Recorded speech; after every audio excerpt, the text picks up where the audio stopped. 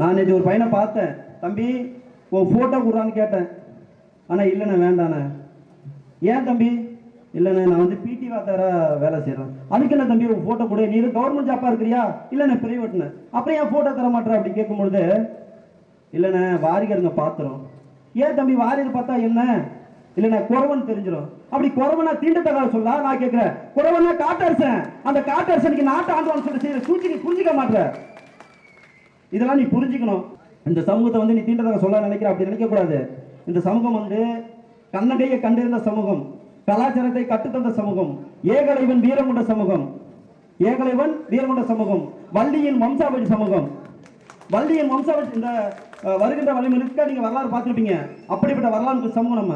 அப்படிப்பட்ட வரலாற்று மிக்க சமூகத்தை மலை குறவன் என்ற சொல்லை குறவோங்க சொல்லடா தலை நிமிர்ந்து நிலா என்று சொல்லுமே தவிர நீங்கள் அதை தீண்டதாக சொல்லாத இருக்கக்கூடாது. இன்னும் பேசுவது நிறைய இருக்கிறது. இங்கே